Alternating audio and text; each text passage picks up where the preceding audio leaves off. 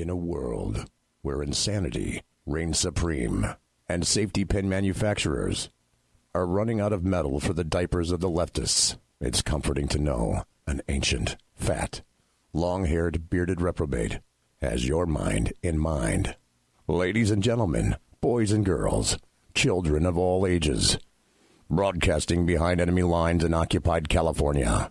And despite every attempt by the SHR Media Network to revoke his shameless contract, we return to the bloviating Zeppelin's Berserk Bobcat Saloon.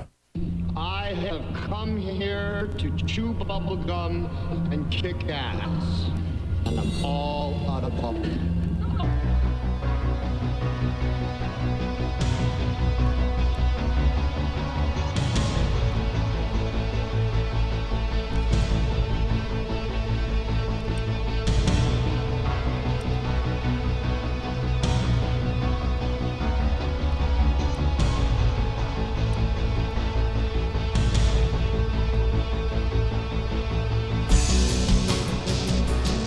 Ladies and gentlemen, boys and girls, children of all ages, welcome to the bloviating Zeppelin's Berserk Bobcat Saloon radio show, live and direct, right here in the SHR, the sumptuous, palatial, and resplendent SHR Media Studios, where I am broadcasting behind enemy lines in occupied California.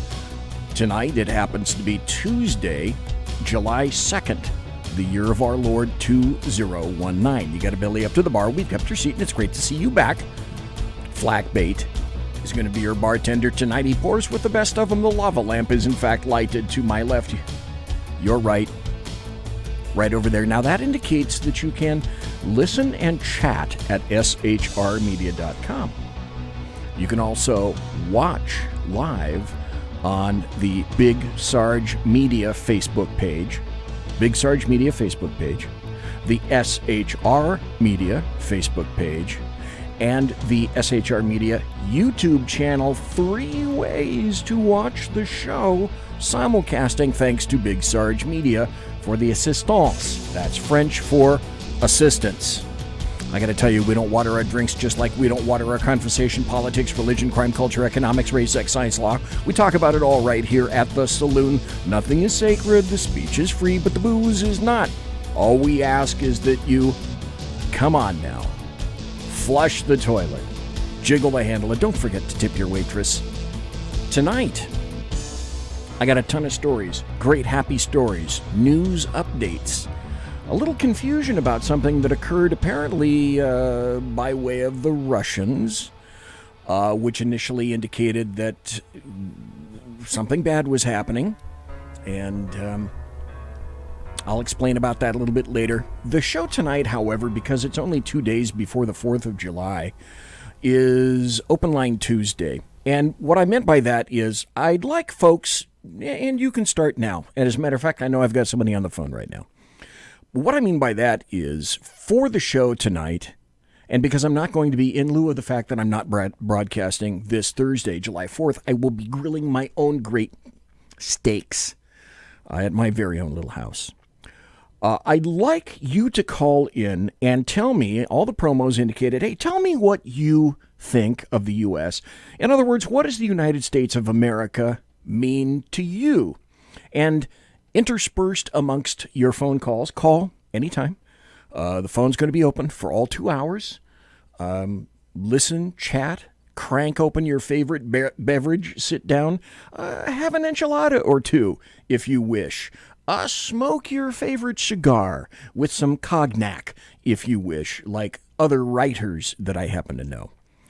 Do all of that. As a matter of fact, funny thing is, no, it's not funny, It's happy, and I'm glad he's here.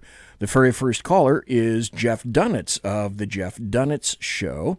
And thank you. I like that guy. I like that guy. I know that guy. I like that guy. I like him a lot. Except I hear he's fooling around with my wife. No. Did you reveal that here first? No, I think I did it on my show once. Oh, okay. Well, very sad. Hey. Okay, I got to say 3 things before I get to the America part. Okay, all right. Number 1, today is Independence Day. Officially, yes, you're right, and I have some audio about that. So factually, you are technically correct. Yes. The Lee Amendment, which announced our secession from the Crown, is passed today. Okay? And that's all thanks to Richard Henry Lee. Okay, that was the first thing. Okay?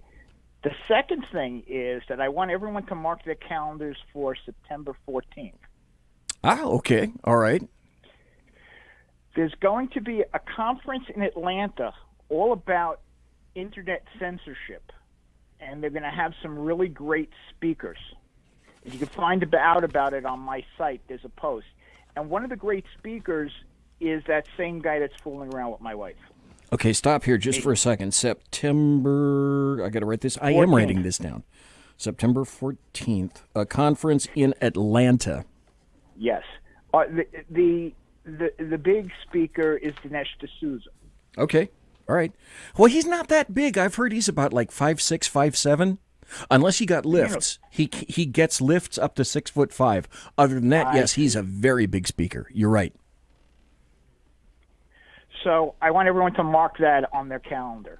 Okay. Okay, and more information on my site. And the third thing, Yes. tomorrow marks the return of the Lid Radio Show. Okay, wait a minute. Oh, shoot. I could have sworn that I had this all ready to go. Oh, well, it doesn't matter. Darn, no, I could. I'm looking at my computer, and I could have sworn that I put applause here on my computer, because this is a time that I would want to have applause. No, it's not on there. I'm depressed. Well, it was very hard for me to get everything working. Okay, I had to buy a new computer because I needed a PC, and I needed motivation. And I had a friend that was kicking my ass and motivating the whole time. Oh, thanks to Sackhead Sean for that. Good point. Thank you very much. No, that was you. I'll tell him. Me? Okay. Yeah, you kept telling me I got to get back on air, and you motivated me. Thank you. Well, you're very welcome. And okay, here is what I wanted.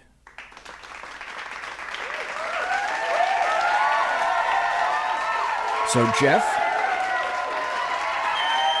is going to be back on the air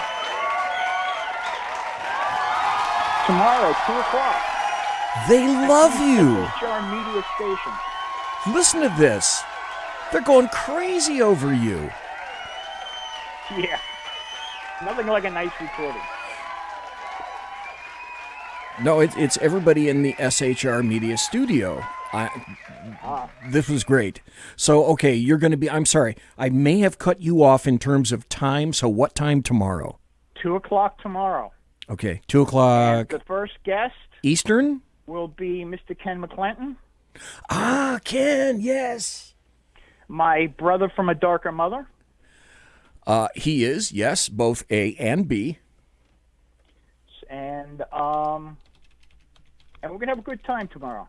We're going to make fun. You know, who was the congresswoman who said that with the cowboy hat, who says we can't make fun of, if we make fun of members of Congress, we should go to jail. I know. I saw that, but I can't remember the name because I just saw it in passing. I guess after the show, I'm going to jail.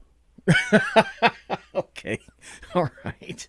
I have a couple of dollars. I'm not already going to jail because of what I wrote today. Now, let me say something about America, okay? Please. This is going to sound really corny, but it's true. About 150 years ago, 140 years ago, okay, my father's father, who wasn't his father yet, and his brothers and his parents had moved from where they were in Russia to Odessa. And they were kicked out of where they were because of the Cossacks weren't crazy about the Jews, and they come around to their town and beat them up. So they moved to Odessa. And guess what? The Cossacks started going after them too. And my father told me the story of how my grandfather, his brothers and sisters, and his parents had to run across roofs in Odessa, okay, to escape them, to make it to a boat and come to America. Okay, now, I don't know if you know this, but I'm Jewish. Get out! Yeah, really. There is no other country in the world that they could have gone to that would have accepted them, that would have let them live as Jews. Okay? Okay, America saved my family's life. Those are pretty and strong that's words. What America means to me. Because this is the most free country in the world. Okay? And when my family had to escape from the Russian Cossacks, okay, they went to Galveston, Texas. Right. You know, everybody talks about Ellis Island. Well, the other place people went to was Galveston, Texas. And actually they went from there to New Orleans, and then they finally moved to, forget about it, Brooklyn. Okay? Forget about There it. is, if they went to Europe, they probably would have been killed with their other relatives in the Holocaust. Okay, there was no other country they could have gone to and lived. They stayed in Russia, they would have been killed. As you know, in the 70s, you know, there were millions of Jews who were being oppressed. Right. And okay, that's what America means to me. It's not just freedom, which it does. It's really it's accepted my family and protected them for, you know, over 120 years. I don't know if that's really goofy sounding, but it's the truth. Well, its criticality is a matter of life and death. You could have stayed where you were, or you could have gone to the United States, and yes, who knows, you know, which boxcar you would have been in, your parents and your family, and which facility you would have gone to, but clearly one of them. Let me ask you something. I can be pretty critical of the government. Either, you know, I've even criticized, you know, President Trump, but I was really critical about Obama. Could I have done that in any other country and gotten away with it? Some countries, but not to the extent that you could here. Right. Okay. This country is the most free. It has the most opportunities. You know, by the way, did I tell you that I solved the whole school loan thing? No. Trade schools? That was my advocacy. Well, what I did was I took out loans, I graduated, and I paid them back. Does that work? Wait. Okay. You did what? I took out loans, not only for undergraduate, but for graduate school. And then when I got a job, I started paying them back. And I ended up paying them back. And when I was all done and I got the promissory note back, I threw for my friends I Own My Brains party. Very nice and very appropriate, because what is it? I felt proud because I paid for most of my college and I paid it back.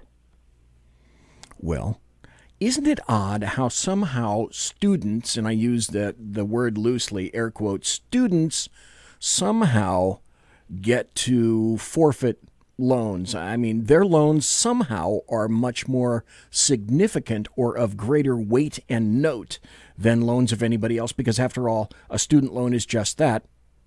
It's not free money. It's expected to be paid back. And just like when you buy, let's see, shall I buy my 2019 Rolls-Royce Phantom today, or should I buy the Toyota Corolla? It's a choice. My first car cost $400. It was a 13-year-old Buick Skylark. My first car was a 1966 four-door Ford Fairlane.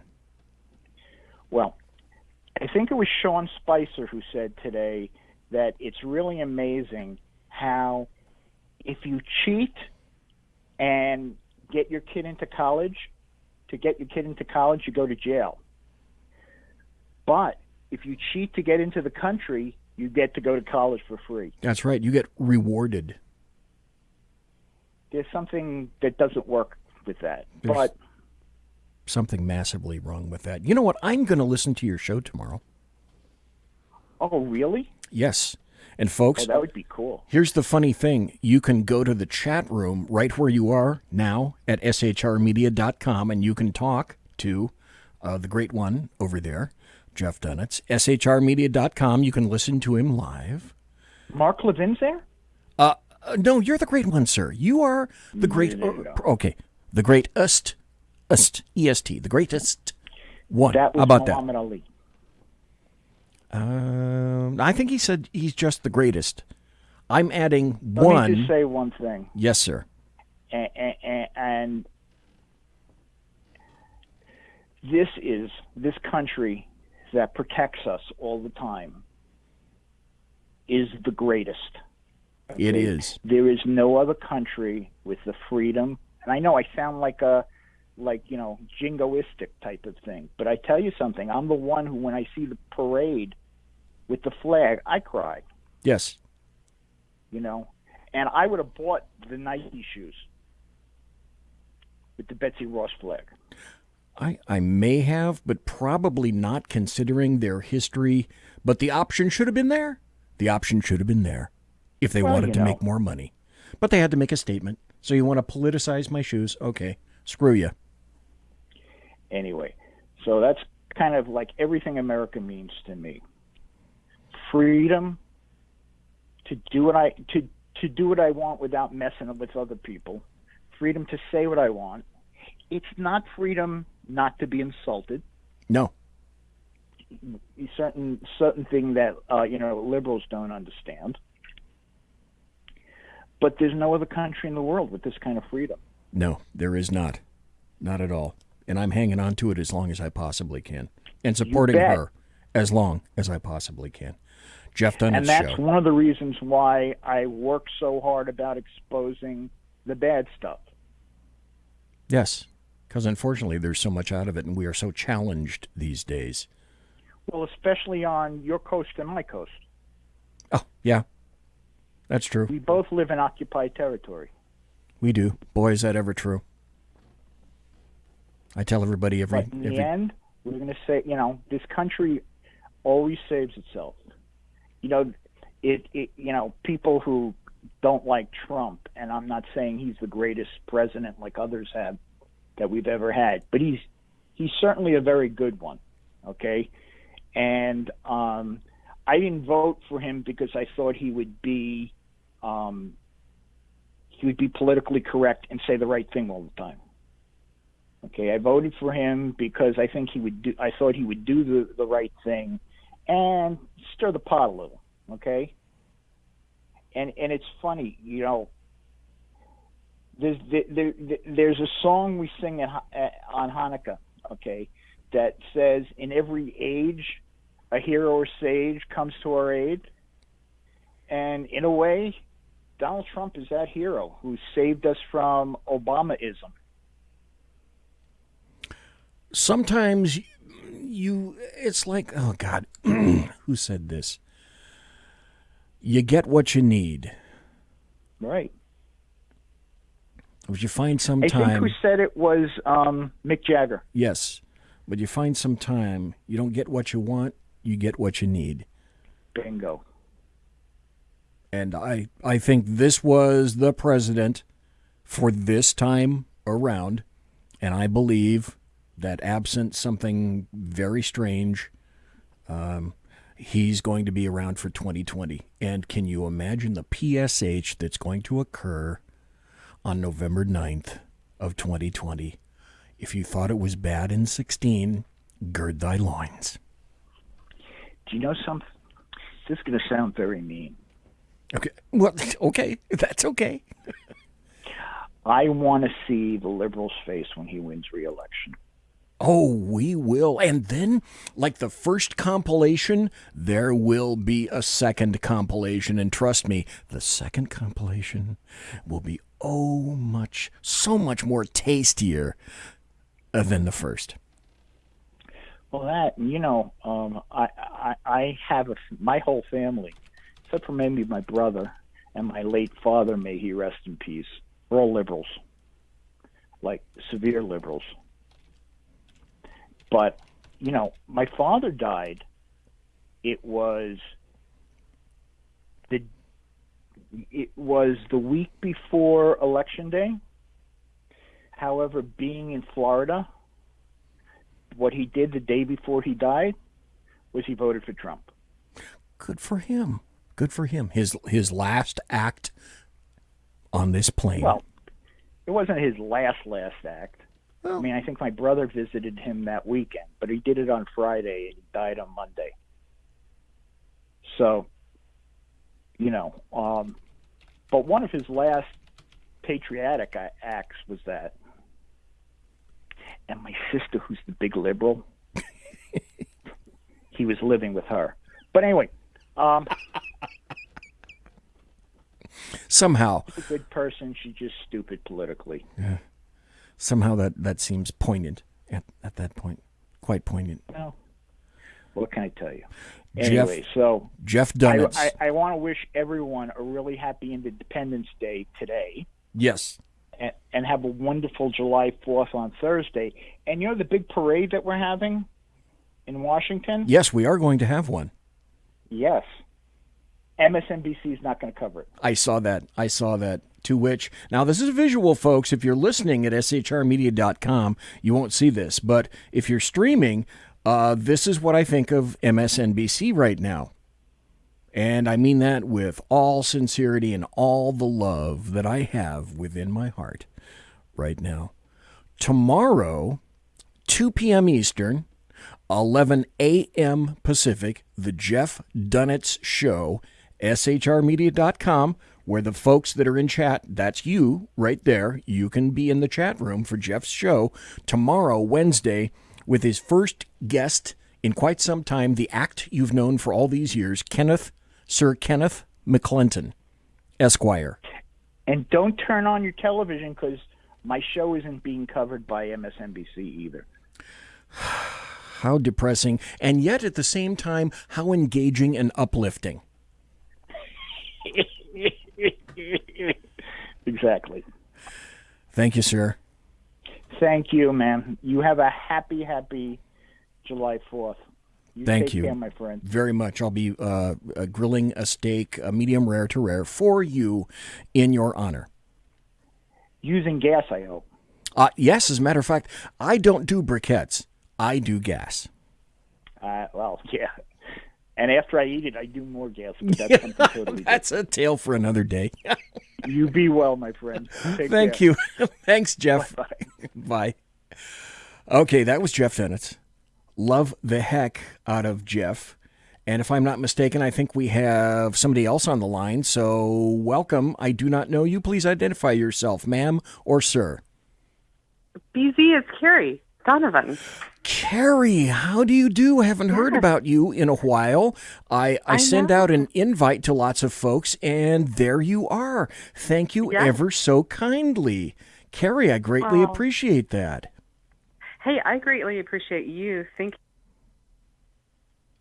right in and waste no time because I love this topic. I do too. I did it because a lot of people already know, and Jeff talked about it. I'm sure you heard Jeff. Yes, today is actually Independence Day. It wasn't made official until July 4th, but today is the official day. Let's stop right now. Let's stop here just for a second. I got it 5 more minutes before the bottom of the hour break. For those people, and I do have some others who are new listeners because I sent out social media to some different places today. Good for you, yes. Tell some folks who you are and where you can be found on social media, because I want to introduce you folks who don't know her, this is Carrie Baxter Donovan. This is the person that I customarily introduce as my East Coast political goddess, or ECPG. And Carrie has been around on the show for almost 2 years. She is a staple here in the Saloon, and I hail her whenever she is on. And so in that light, before we get into what you want to say about the United States, tell folks where you can be found on social media and any place that you might be writing these days. Well, I'm actually, so thank you very much. Your intro is always so kind, and I appreciate that. I'm actually taking a break. I got invited to do some writing at a couple of new sites, but I'm going to wait until the fall. So currently I am... my daughter the other day asked me, Mom, will you please stop doing your writing and doing your political stuff for a while and take me around and do homeschooling? So that's what I'm doing right now. Oh, cool. I'm spending a lot of time with my daughter. I have been writing. I was over at Patriot Soapbox. I had a show there. I was doing some great interviews with a lot of really great Americans. I want to tell you all about that sometime. But currently I am at Saorsa, Saorsa, 1776 on Twitter, and I am in a mood today. So if you go to my Twitter account, you will see I'm very surly. I'm like all over the place surly. I haven't been drinking, although I feel like it after all these leftists. I am in the saloon. Hello, I like whiskey. But yeah, so I'm at Saorsa 1776 and Carrie Baxter Donovan on Facebook. And then in the fall, I'll have some new places where I'm hanging out and doing some writing and interviewing. Very, very nice. And you'll be on in the Saloon as well. I will be asking you back, even though you're not on your own show. But in the interim, you will still be on my show. We'll be making arrangements because I always enjoy having you back on. But you called for a reason, and I asked people like you to call and tell us, since this is the 2nd of July and in lieu of the 4th of July, what does the United States mean to you, Carrie Baxter Donovan?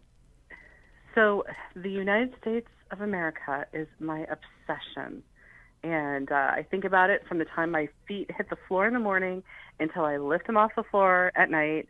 That's all I think about, America. And I'm a daughter of the American Revolution, so I have a number of patriots, a couple who were in Concord and Lexington.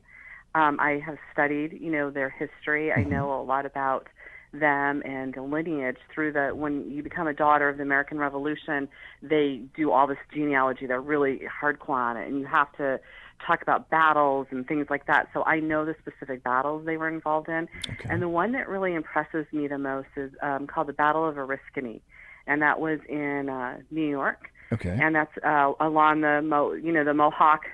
There are movies that are written about these guys are hardcore, right? So all I can think about is, I'm a homeschooler, and I'm an American woman. And being an American woman the secret is, being an American woman is probably the greatest blessing on the face of the planet. Because of America, because of these warriors and these people who were obsessed with liberty and who fought for us, we have these untold blessings. I homeschool. I use my blessings, too. I use my freedoms. I homeschool my own kids. My kids are doing awesome. You would not believe what my kids are doing now. Listen, I've been watching your social media. You bet. I've been watching your social media, your Facebook page, your Twitter feed, and you've been touting your kids, and I think that is absolutely fabulous that you've been doing that. And I do. Thank you very much. And the reason why I do it is I want to make sure that people understand, I took advantage of every single shred of liberty I could get my hands on, my freedom, my right to raise my own children. I get very excited about it. I get very passionate about it. I'm on fire for homeschooling. It's the greatest decision that I've ever made in my life. And that's because I'm an American. And that's because of all of the men and women who have served for me. They have provided this. It raises goosebumps up on me when I think of the freedoms that I have, especially as a woman, in this world. And I tell my daughter, you don't really understand what women are going through around the globe. Here in America, we are so spoiled. We are so pampered. Take advantage of it, and always make sure to look back and be thankful to those people who provided it. Make sure you use every ounce of it do good things, tell other people, go tell the good news, right? And, I mean, I love America. I'm so glad to talk about this topic. I'm glad that you have this as your topic. Carrie Baxter Donovan, can you hang on for 5 minutes during the bottom of the hour break? And I'd like to bring you back, and I'd like you to continue about what the United States means to you. Awesome. Would you be willing? I'd be glad to. Okay, yes. Great. Thanks, folks. That was Carrie Baxter Donovan. She will hang on. She'll be right back after the break. And I am BZ, the Bloviating Zeppelin. You are listening to the Bloviating Zeppelin's Berserk Bobcat Saloon radio show, live and direct right here on the SHRmedia.com studios. And also, if you want to call after Carrie, it's 209-284-3210.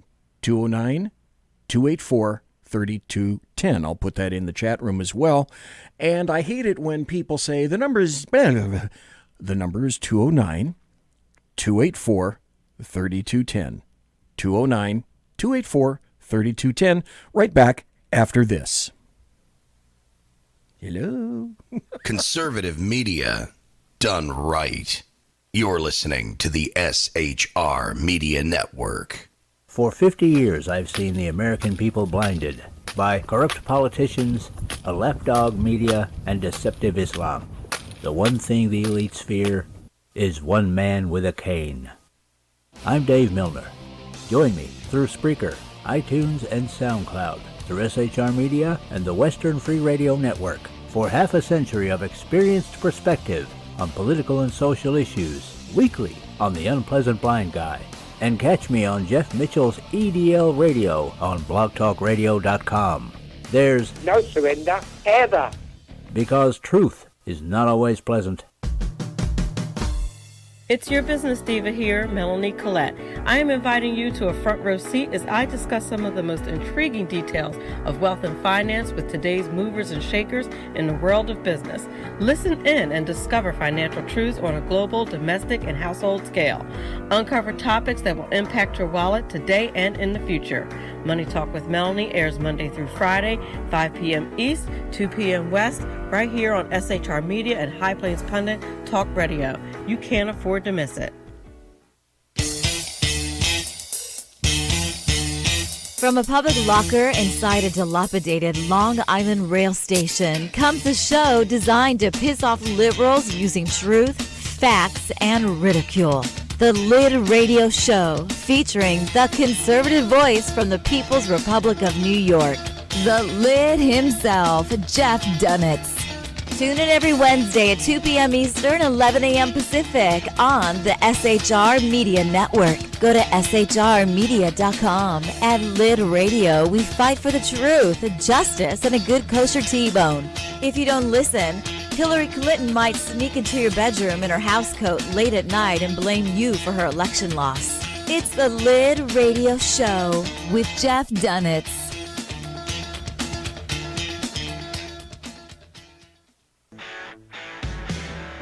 Hey girls, Carry Girl Gear is here.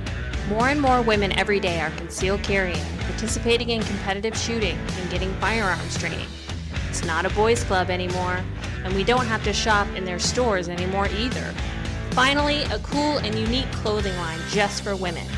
Dope tees and hats for the patriotic concealed carry and 2A girl. So what are you waiting for? Go check out carrygirlgear.com today. Broadcasting behind enemy lines in occupied California, a mere 2 miles from the state capital, the Bloviating Zeppelin's Berserk Bobcat Saloon radio show can be heard every Tuesday and Thursday night at 8 p.m. Pacific and 11 p.m. Eastern, only on the SHR Media Network. Go to shrmedia.com to listen. You can also watch on the SHR Media Facebook page and the SHR Media YouTube channel. No goldfish were abused in the making of this ad.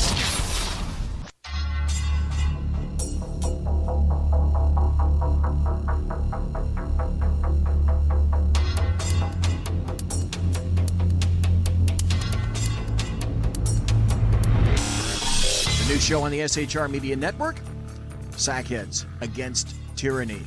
On shrmedia.com. Go there quick like a bunny, 11 p.m. Eastern, 8 p.m. Pacific, every Wednesday. Live and direct on the SHR Media Network. shrmedia.com. Be there.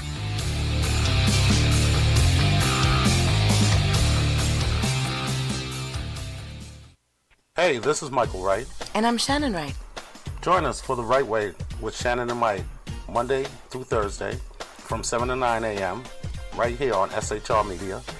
Why are they joining us? For fun things like sports, politics. Oh, maybe some news and entertainment? And all kinds of other things. Money and recipes and events, all kinds of stuff. Yeah, so join us Monday through Thursday, 7 to 9 a.m. here on shrmedia.com. Conservative media done right. You're listening to the SHR Media Network. Ladies and gentlemen, boys and girls, children of all ages, it is July the 2nd, the year of our Lord 2019. I am the Bloviating Zeppelin. You are listening to the Bloviating Zeppelin's Berserk Bobcat Saloon radio show, live and direct from the sumptuous, palatial, and now resplendent SHR Media Studios, where I am broadcasting behind enemy lines in occupied California. Tonight I asked any number of people, and you can do it too, to call in and tell everyone listening, now live in the chat room and also in podcast, what the United States of America means to you. Jeff Dunnett called in at the very beginning of the show. Now I've got Carrie Baxter Donovan, who was talking about what America means to her. She gave us her social media. She had her own radio show for a while. She is a great homeschooler. I've had her on numerous times. Carrie, what does the United States of America mean to you? So it means everything, mostly liberty. It means liberty. So I don't know where else you can go in the world to get the quality of liberty that we have here. And mostly I use it for talking about all of my conservative economic ideas, free enterprise, small business, but homeschooling is really, that's what I was talking about, is really where I have, I've really walked out the liberty and the freedom to make mistakes, fall on your butt, get back up again, and do it my own way. And I have 3 kids. So 2 of them are in college. My oldest is 21, and he's got an internship right now. He'll be a senior in college. My 16-year-old is also going to be a senior in college, and he's getting a degree in computer science. That's incredible. And so when my older son gets out of college, he'll be looking at a starting fee as a chemical and biomolecular engineer. It's about probably $80,000 or $90,000 starting for him. My son Steven, when he gets done with his degree, he's looking at walking out of college, with people offering to, the moon and the stars for somebody like what he has and what he's capable of doing.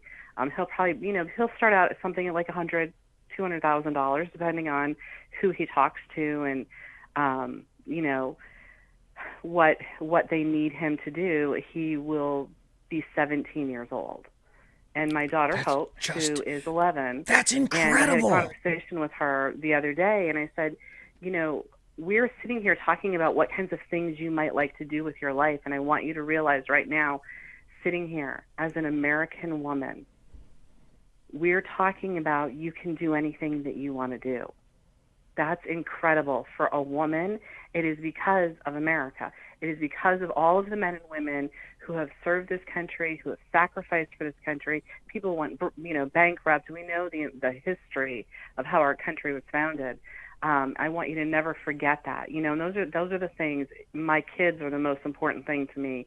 The liberty to raise my children in peace, in safety, for them to get an education, to live up to their potential, right? Without the government trying to come in and tell me where they should belong or what what I had to teach them. Now, a lot of people fall into the trap of the government telling them what to do, and they get pushed around and bullied. You have to grab your freedom, and you have to, like a honey badger, right? You have to grab it and be willing to fight for it. We still do have that here in America, but we have the potential of doing it, right?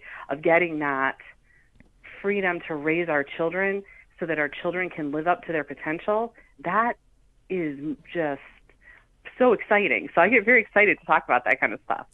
On 4th of July, I will be leading a reading in the public square of the Declaration of Independence. It's something that I do every year. And somebody had invited me to go and do this because it was his idea, and he organizes everything. But he's from India. He's actually a Brahmin from India. Okay. And he loves America so much that he literally said, he has his servants come and sit with him, and they say, oh my gosh, you're American. He is so Americanized now. But he loves America so much, and he wants to give that love of America. I've never seen anybody so patriotic in my life, and he chose me because he said, you're a daughter of the American Revolution. I want you to come and lead this ceremony. And I'll tell you, the kids come, we read the Declaration of Independence. It's just, that's so exciting to do that. And then we go through and we talk about what happened to the founders, the people who signed that piece of paper, what happened to them afterwards. And that's not a happy story. Those people went through a lot to give us what we have. And so, that's what America means to me, that someone invested into my freedom, so therefore I need to do something good with it. I mean, I take that seriously. I'm a total geek about it. And I've told my kids that too. So that's what it means. America, does it not say that its job is to attempt to give you the greatest opportunity for everyone? At no time or place did it ever begin to guarantee any sort of an outcome.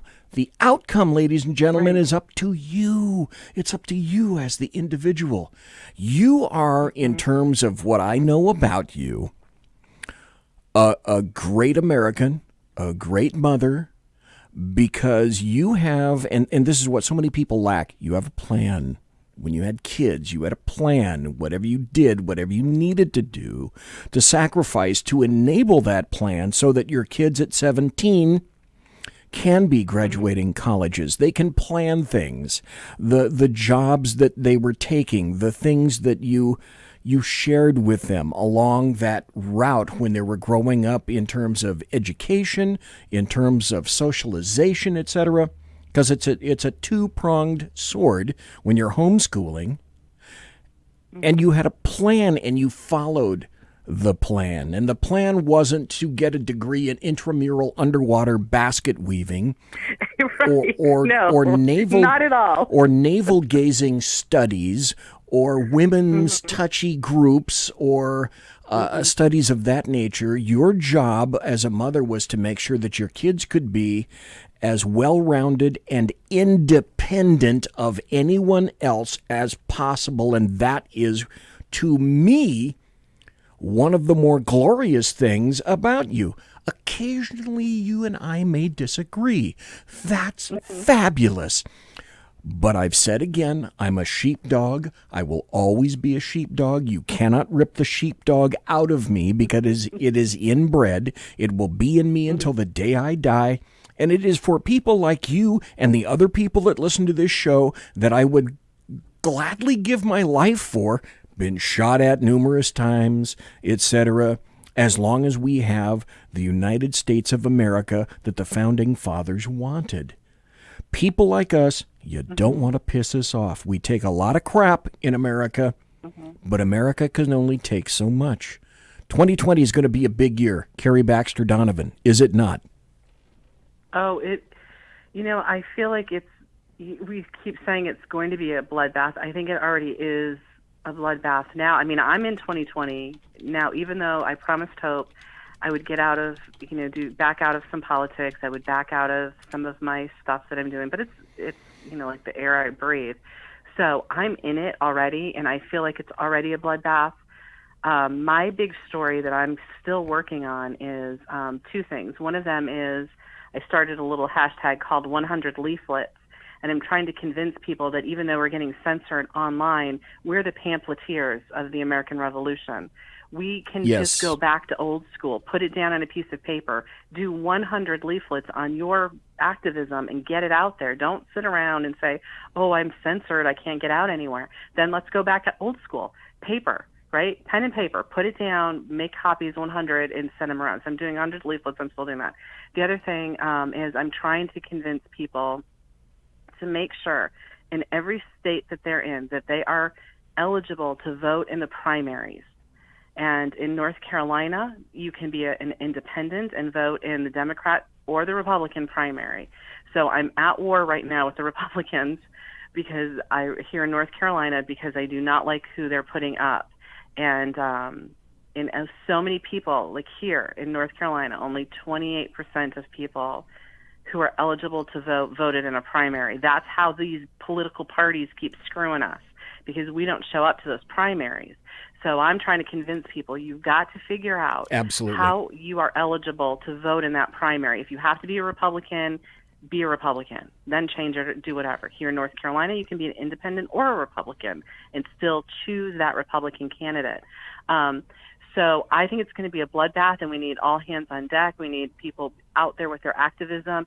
And I think President Trump last week said at Faith and Freedom Coalition meeting, conference, whatever it was, speech he gave, and he said he wanted conservatives to get active, and that really concerned a lot of people. I saw a lot of comments, and because conservatives don't think of themselves as activists, right? And some of them, we're not the kind of activist kinds of people, like we don't get in the streets. And I was trying to convince them, like, no, it's so much more than that. And especially conservatives, because they're usually the people who have observed so much and who have really a pathway to victory, but they don't tell people what they know. So I'm saying, remember what President Trump said about getting active? Get out there, get your point out. Put it down on a piece of paper then if you feel like you're being censored or you can't put your name on it. Tell people, if you need something to tell people, tell them, go vote in a primary, would ya? Come on. We can't keep letting these political parties dictate to us who our candidates are. That's a problem right there, right? That's a very big problem. So that's how I see it. It is going to be a bloodbath. It's going to be huge. What I see is, we say that every time, this is it. It's communism. That's the way I look at it. But it really is. I'm obsessed with the art of war and the American Revolution, and I'm like, everything is a war to me. I'm going to fight it. The leftists have pushed and pushed and pushed and pushed to the point where you're having people actively advocating Democrat socialism. Well, it's not Democrat socialism. It's socialism. Socialism leads to communism. And let's see, that's good for at least 150 million people killed in the past 100,000 years, because that always works so well. Everyone seems to think that socialism, the new guy, the next guy, can always do socialism so much better than the last guy. Witness Venezuela, for example. 2 prognostications for you, Carrie Baxter Donovan. Number 1, print media is going to come back. I'm saying this to you right now. When you're watching the decimation of newsrooms all across the United States, do you know who's going to bring it back?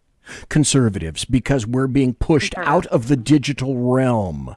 So we're going to find a voice, and the voice is going to be back in the print media. That's prognostication number 1. And because of the digital realm versus the analog realm, prognostication number 2 is terrestrial radio is going to come back as well. Ron Edwards made that point to me. And I believe those 2 things are in our future. More terrestrial radio stations, because we're going to lose. I eventually may very well lose being able to speak to everybody here if leftists have their way in 2020. They don't want to hear my voice. They don't want to hear your voice. They don't want to hear anybody in chat. All the rest of you people in chat, all the people that are listening to me right now, all the people that are listening in podcast, as far as leftists are concerned, you can all go straight to hell. Oh yeah, it is. It's really evident now. Now, I've been shadow banned for years, and when I first started talking about shadow ban, I believe I had to explain it to you, because it was like so many people didn't even know what it was. Yes. Now it's pretty common, and we've been conditioned to be, okay, well, conservatives are just shadow banned. We are just banned off the internet. I was timed out yesterday, I think it was, for mouthing off to somebody, an Indian woman, and I told her I'm not going to be lectured to by a first generation immigrant here telling me that I'm a white woman and I don't have the right to not vote for Hillary. I got into a thing with her, and I got timed out on Twitter, which is kind of funny, because she can say whatever she wants, and I can say nothing. But I'm going to go out fighting. I've already accepted that I'm going to get my whole entire Twitter account is going to get taken away at some point. All of my social media is. And I think, you know what? Then good. Let's go back old school. Let's go back to local newspapers. We are going to go back to old We school. do not have to lay down and die. It may it's take not a going while. to kill us. Like, and this is the homeschooler in me. Like, you're kidding, right? I mean, go ahead, ban me. I'll just go around you. I'll just figure out something else. That's what I did with homeschooling. I had a plan. I love that you said that about for my kids. I had a plan, and when my son was 1 year old, I'm not even kidding you. I was in I was part of a study. It was a strategic study for curriculum in the school district, and it ended up to be a Common Core pilot program, and that was 22 years ago. I've been talking about Common Core for 22 years. And anyway, when I came out of that, it was a year-long process, and I can tell you all about that sometime. But when I came out of that, I said to myself, I'm going to go and figure out what it will be like the year that my son is graduating from high school, and what will college entry counselors be looking for at that point. Because people do projections like that all the time, right? Yep. They just like throw out all their ideas. So I just gathered up a bunch of them and wrote out sort of like an algorithm and went, oh, okay, look, here, this seems to be a common thread. And if I can teach my son this thing, that when he gets to that point, he's going to be head and shoulders above other people because he's going to have that thing.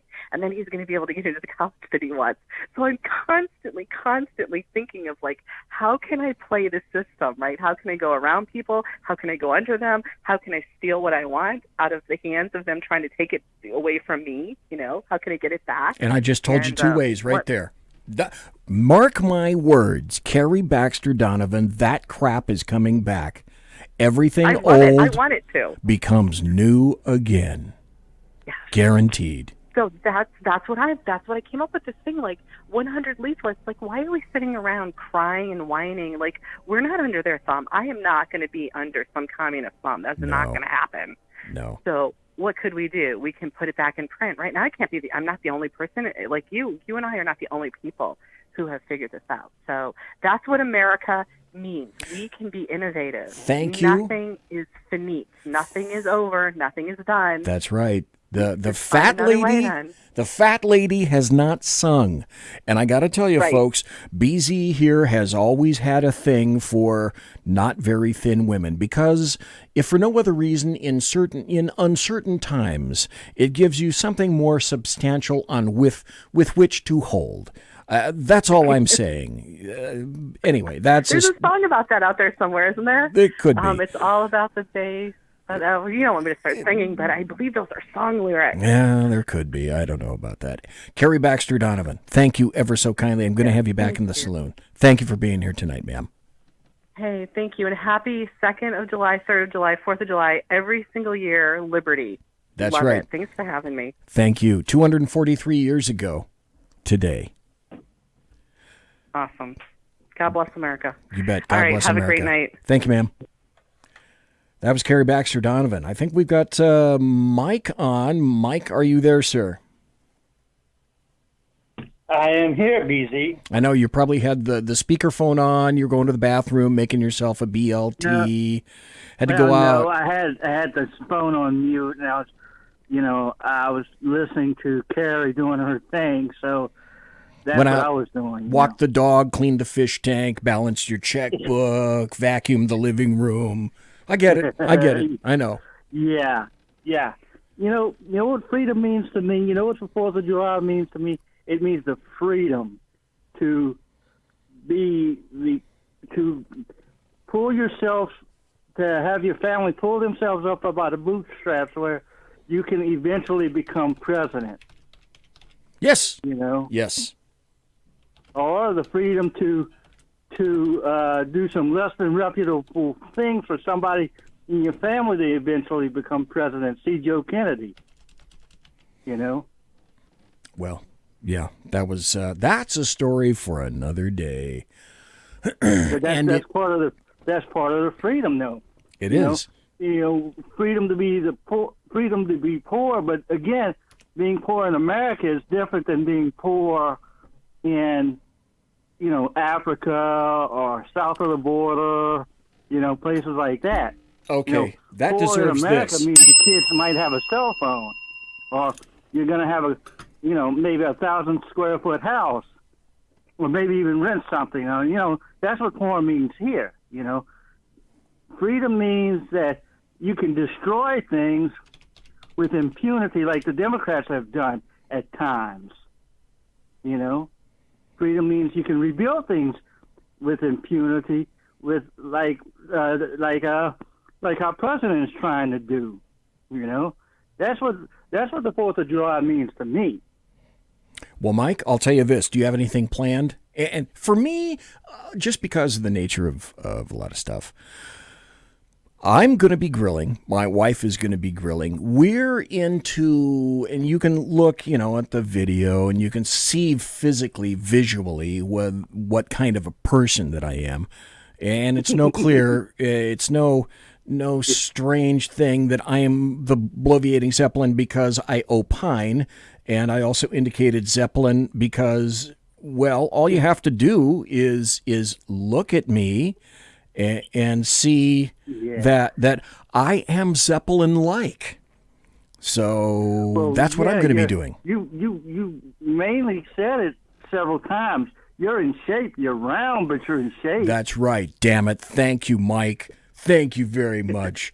I'm in shape. And look, round is a shape. Look, the thing with, and I do agree with your fella that says that the terrestrial radio is going to come back, but that's after it's been sort of kind of destroyed by, you've had Rush Limbaugh and Sean Hannity, but it's been sort of destroyed by the liberals trying to regulate it to death and doing all kinds of stuff and saying they want more minority-owned radio stations, but putting in policies that make that impossible and all that stuff, And so that's another freedom to destroy things and to rebuild things, like I said before. And that's what we're fighting here. We're fighting to build things back up again. Yes, we are. There's a lot of stuff that needs to be rebuilt. Mike, thank you very much on a number of levels. Let me tell you this. Thank you for listening so consistently. You have been a very consistent listener, and I appreciate that. And thank you for being a devotee of the show. And thank you for listening. Thanks for being here tonight. Thanks for being here so frequently in chat. And thanks for calling and telling us what you happen to think of the United States of America. I greatly appreciate it. And thank you, Mike. Uh-oh. Did Mike hang up? Mike hung up. Okay. All right. I used to listen to the Hugh Hewitt show. And if I ever get to I told myself that if I ever get to the point where I have so many damn people that are calling, that I can do this with impunity. I'm going to tell people, all right, you're a terrible caller. Hang up on yourself. Apparently Mike took it to heart and he hung up on himself. So I have somebody else, a brand new caller. Who are you? And identify yourself kindly. It is me, Alan, from the Squatch Zone. Alan Thomas spoke to you last Thursday. Now, again, for folks that don't happen to know Alan, tell us where you can be found on social media and also where you can be found, because you, too, have a radio show with a very unique specialty. And what is that, sir? I do everything paranormal, and I specialize in the big, hairy guys, the Squatch. And you can find me on YouTube with the Squatch Zone, and you can find me on Facebook as Squatch Zone. So it's really easy, Squatch Zone. Just Google it, and you found me. And by the way, you need to subscribe to his channel, because if you do, then when he has a show, then bing, you get a notification, and you can listen to him. And I actually put up some pretty good video, edited video. Did you do some? I'll be doing that for the next, 3 weeks. I've been doing a lot of field work, so I'll be bringing those videos every week, not live, but recorded. So you've been editing, folks. I should tell you, Alan Thomas is a great and wonderful paranormal UFO, unexplained, Bigfoot, Sasquatch, investigator, hunter, researcher, etc. Knows tons of stuff about all of that. But he's also an owner of what I would consider to be one of the most enviable drones around, which I've looked at your video, dude, and your stuff is great. Already, your stuff is really good. So what you're saying is you have new edited video up at your site? Yeah, I just put it up like yesterday or the day before. I can't remember because I'm like knee deep in video editing, and see, I used to do this. This is what I like about America. Okay, a long time ago, a long time ago, in a different lifetime for me, I had my own video production company. Oh, cool! And I did videos, and I traveled around the world. And one of the places I traveled was Africa. And I landed in 3 different countries in Africa. And we didn't just, I guess, like, when you get there, the very best places in the countries we were in were almost the very worst places in America at the time in 1987. Can you hang on right there, then Alan Thomas? I got to go to a break. Can you come back right after the break? Or can you Sure. hold for a little bit? Okay, great. Folks, this is Alan Thomas, and I'm BZ, and this is the Berserk Bobcat Saloon, and we're going to be right back after this. Conservative media done right. You're listening to the SHR Media Network. Hey, this is Michael Wright. And I'm Shannon Wright. Join us for The Right Way with Shannon and Mike, Monday through Thursday from 7 to 9 a.m. right here on SHR Media. Why are they joining us? For fun things like sports, politics. Oh, maybe some news and entertainment? And all kinds of other things. Money and recipes and events, all kinds of stuff. Yeah, so join us Monday through Thursday, 7 to 9 a.m. here on shrmedia.com.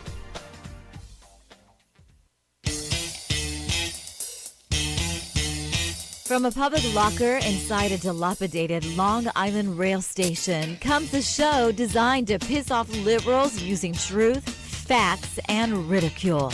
The Lid Radio Show, featuring the conservative voice from the People's Republic of New York, the Lid himself, Jeff Dunitz. Tune in every Wednesday at 2 p.m. Eastern, 11 a.m. Pacific on the SHR Media Network. Go to shrmedia.com. At Lid Radio, we fight for the truth, justice, and a good kosher T-bone. If you don't listen, Hillary Clinton might sneak into your bedroom in her housecoat late at night and blame you for her election loss. It's the Lid Radio Show with Jeff Dunitz.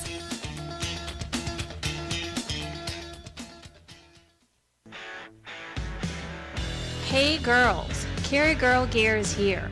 More and more women every day are concealed carrying, participating in competitive shooting, and getting firearms training. It's not a boys' club anymore, and we don't have to shop in their stores anymore either. Finally, a cool and unique clothing line just for women.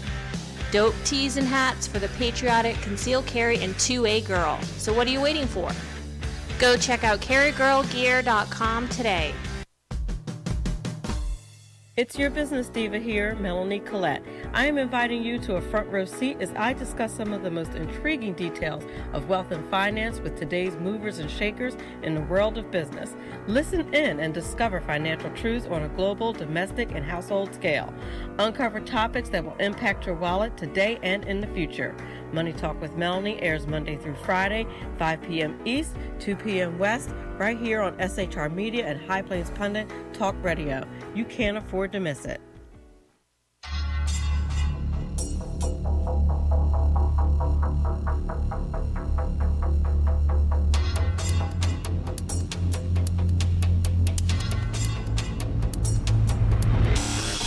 The new show on the SHR Media Network, Sackheads Against Tyranny. On shrmedia.com. Go there quick like a bunny, 11 p.m. Eastern, 8 p.m. Pacific every Wednesday. Live and direct on the SHR Media Network. shrmedia.com. Be there.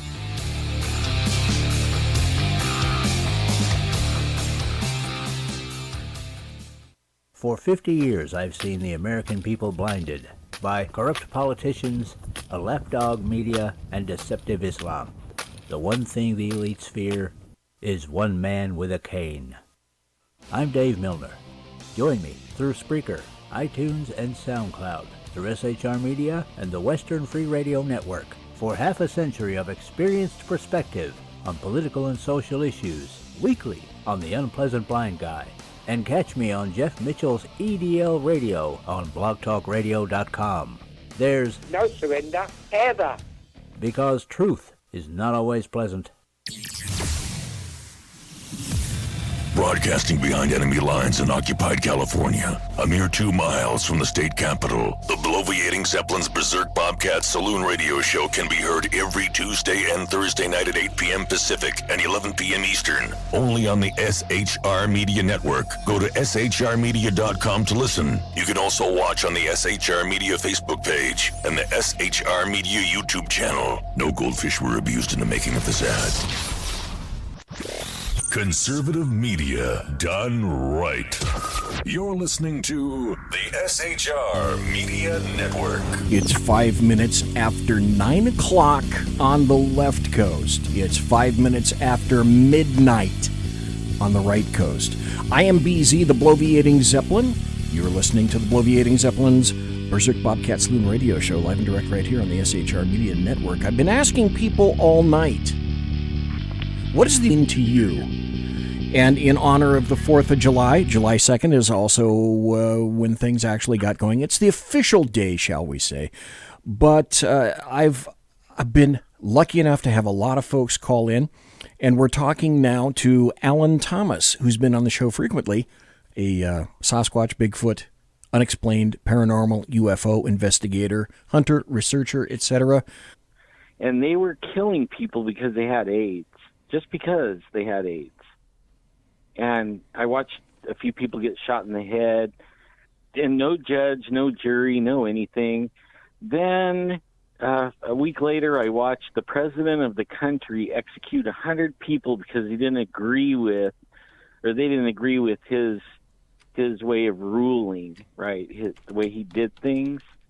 And they told me that the walls have ears, so don't ever say anything against the country or especially the president. When I got back to America, I kissed the ground, actually really got on the ground and kissed it, because we have something really special here, and if we don't hang on to it, we're going to lose it. And there's some people really trying to take it away from us, and we really need to start getting vocal, because America, we have freedoms. We can travel where we want to. We can do what we want to. We used to be able to own guns and buy ammo and go shooting in California. We want to. Yeah, and now, like I used to reload thousands of rounds and then go shoot them off every weekend. And now, I have to get background checks starting this month, to do that. So yes, yesterday, I starting really don't yesterday. Like what's going on in America, but I love America. I think we have a chance in America. We need to back our president. We need to wipe out Antifa, and go after them guys. They're anti-American. They shouldn't even be here. We should ship them off to the deepest parts of Africa where they don't wear clothes and they shoot people that act like them. It's funny who the folks that appreciate America the most seem to be the people that have come from without, and there's a reason for that, familiarity being one thing, and have a greater appreciation for the country. If I was smart, what I would have done is gotten Lily Tang Williams on here. Lily Tang Williams, I don't know if folks you recognize her. Lily Tang Williams ran for Congress in Colorado. She didn't make it. She's a libertarian. I met her at the Freedom Fest in 2016 and 2017, both years. I had her on the show. She's a Chinese immigrant. She lived during communist China under the oppression of Mao. That's her background. When she came here, she did the exact same thing. Alan Thomas. Lily Tang Williams kissed the ground here in America, one of the biggest fighters for freedom and liberty that you can ever think of. I was blessed to have her on the show about a year and a half ago. Damn, I need to have her back. And if I was smart, I would have lined her up for tonight. I didn't even think about that. Shame on me. But her story is amazing. She loves America. She adores America with every fiber of her being. What an incredible story, and what a solid, great person she is. If there ever were a freedom fighter, one of the first people that I should have thought of is Lily Tang Williams.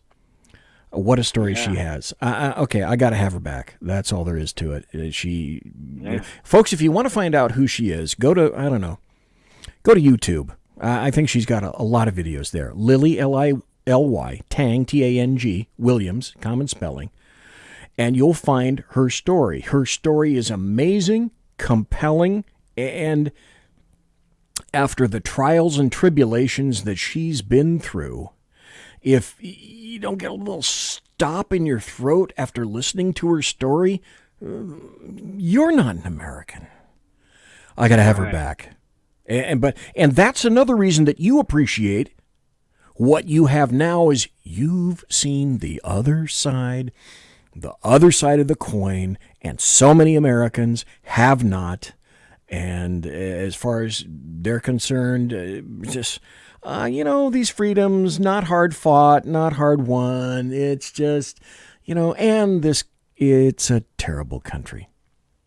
Right. Man, they have no idea how great this country is. And a lot of them that are born, since probably Vietnam War, have no idea what it took to keep America the way it is. Yes. And we're not speaking German, we're not speaking Japanese, and we're still free. And they think that that's wrong. I remember, like, when I was a kid, I was probably 8 years old, and I had a Stingray. Remember those with the banana seat? I coveted the Stingray. The big sissy bar. Yep, never got one, but I loved it. I had a big sissy bar on the back, and I tied American biggest flag I could find, and I tied it to it, and I was proudly riding it around the neighborhood. And when I stopped, the flag hit the ground, and some neighbors come flying out. I mean, more than one. I mean, 3 different houses. These people come running out and start getting after me for letting the flag touch the ground. Yep. And taught me a lesson about the flag and what America, what it means and everything. And I never let the flag touch the ground ever again. A lesson learned, and a lesson well learned. Yeah, you don't see that now. You don't even hear about that kind of thing anymore. But it was a big deal in the 60s and probably the early 70s. But it's slowly going away, man. We need to get that back. We do. Absolutely. Alan Thomas, thank you ever so kindly for being here tonight. And thank you for calling in and letting us know what America means to you, sir. I greatly appreciate it. You're very welcome, and we shall see you soon, sir. All righty. Squatch Zone. Go to there on YouTube. Squatch Zone for Alan Thomas. Also, I got to tell you, speaking of somebody that I've recently spoken to, there's an individual on the phone right now who is in sort of a unique situation that we spoke about last week. Jack Alexander, how are you doing, sir? I'm doing well, BC. Nice to talk to you again. It's great to talk to you. It's interesting that Alan Thomas led in with having gone to another country and then being appreciative of America when he came back. You're in Australia right now, which is in the midst of winter, and you're trying to get into the United States of America, which, as we discovered last week, is a massive, huge story in and of itself. But rather than tell your story, I'd rather you tell it and ask you the same question. Jack Alexander, what does America mean to you? What does the United States of America mean to you? Let me answer the second part of that first. Now, as we discussed last week, I'm retired Special Forces, And within the Australian military, the Special Forces guys don't get welcome home parades when they get deployed. They have a formal mess function. The Prime Minister, certain political figures turn up. Even our family members don't get invited to this. So, in that respect, I sort of feel of a kinship to a lot of the guys that came back from Vietnam who didn't get their welcome home parade. My first 4th of July, I was doing some work in Colorado Springs, and that was my first 4th of July. And I went off and I was invited to take part in a float of military families. Some had just come back from the sound box. Some were family members who are currently deployed. Others were recently recent discharges from the military. And even though I was Australian, that I still consider this to this day my welcome home parade, because so many people came up to me and said, look, thank you. Australia has always been one of America's strongest allies. Thank you for supporting us. And, that sort of thing has always stuck in my mind. And, it gets my eyes nice and moist. Yes, it does. It was just funny that I had to go to another country to be welcomed home. And, so you want to know what when I get to the United States, it doesn't matter even if I'm landing in occupied California or or I try and get out in DFW to be closer to my place in Texas. I always get that feeling of it's nice to be home. Get through the border control there, and I am home. And, that's what it's meant to me. It's just a shame, now to get back to the first part of the question, that those of us who were not born in the United States, that love it with every fiber of our being, are being punished physically, emotionally, and financially. Yes, always. They've just raised the cost for the next round of applications from $450 per person to $1,200 per person. So whether you get approved or not, just to submit the paperwork, that's on top of all the lawyers' fees and everything else. And let's face it, the lawyers aren't cheap. They're going to stiff you for $8 to $10,000 just to fill in the paperwork to help you out. And then you're looking in my case. There's another $8,000 just to apply. And yet if I go to Tijuana, buy a sombrero and a hijab and rock up at San Ysidro and say, I'm Juan Alejandro Mustafa Mohammed Ramirez, I'm a trans Mexican Muslim, I'll be welcomed with open arms. I'll have a snap card with $1,000 per person coming in with me, and all of this stuff for violating America's laws.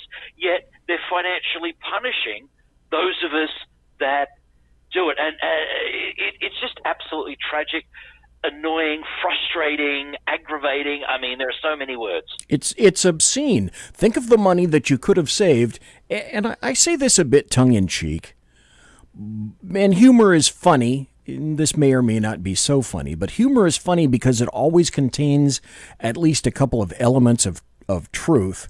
You could have spent, $2,000 for a coyote, come north over the southern border and saved all of that money yourself, maybe gotten a tan, in a tanning bed for 2 or 3 weeks and painted your hair a little bit darker and grown a longer mustache, and then gotten here and kind of disappeared for a while, because even if we found you, we wouldn't make you go back. Even if you were issued a citation, you wouldn't have to appear. And this is that we are penalizing people, and I'm going to go somewhere with this, someplace that a lot of people there's going to be a sharp intake of breath when I say this. but I happen to believe it's true. There are people, you shouldn't have to be penalized like this. That our system exists in this fashion is a disgrace upon itself. When we talk about comprehensive immigration reform, that absolutely must be a concomitant. Huge part of immigration reform is streamlining the system itself for people that want to obey the rules. But the part where there'll be a sharp intake of breath is, my friend, I'll tell you the truth. You're a Caucasoid. And one of the reasons that you're not one of the glamorous few is that as far as leftists are concerned, we're full up. And unless you're somebody that's going to be guaranteed to vote leftist or Democrat, we're not much interested in you. Now, it makes me wonder, Jack Alexander, and I'm going to ask you this question because I'm going to be curious what your answer is. Have you ever thought for any reason, and now is the time for you to say what you can, what you will, when you want on this show, as long as we can, has it ever passed through your wheelhouse where you've thought, you know, I wonder if my ethnicity really has anything to do with somebody looking at either my photograph or my name of Jack Alexander and going, yeah, you know what? We really are full up of these people right now. Next. Oh, yeah, I believe race is a big part of it because, I've heard of other people who are not Latino or not Muslim who have overstayed their visas. There was an Australian professional rodeo rider. Because of a travel delay or something, from a rodeo he was on, he missed his flight out, and he was departing the very last day that he was eligible to be in the country. He rocked up at the airport and was going through stuff. They wanted to see, or he got a speeding ticket. Somehow he wound up on the radar of law enforcement. So I'm guessing it must have been a speeding ticket or something. You know, they said, "Oh, okay, this is an Australian driver's license. Do you have a visa?" Hang on, this expired 2 days ago. Well, yeah, we got held up because of some bad weather or stuff. Oh, right, gets arrested because he's overstayed his visa. Is held in detention for the better part of 6 to 8 weeks, and then banned from entering the United States, even though he was on his way to catch the airplane out. You hear stories like this, and it makes, with me, I don't have that much to spare, but it makes the little flecks of enamel come off my damn teeth when I hear crap like that. It's absolutely infuriating.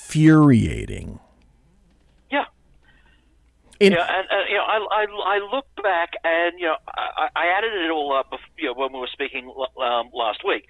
I've probably spent $250,000 chasing my dream to immigrate my family to the United States, and I'll have to spend probably another 10 to 20 this time around. It's money that I could have invested in my business. It's money that I could have grown to create jobs for Americans in America. Yes, you have to be a damn Kuwaiti sheik before you can afford to get in here. It's absolutely crazy, and yet that money would have helped the U.S. economy in such a way, in such a longer-lasting way than just taxing the snot out of me. Yep. Yeah, which essentially it is.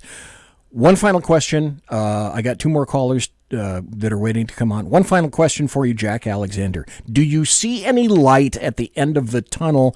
Is there anything to indicate some kind of a time frame where you may achieve your goal? At this stage, unless I was to find an employer that was willing to take on the responsibility, me funding it myself, no. There's not a light at the end of the tunnel.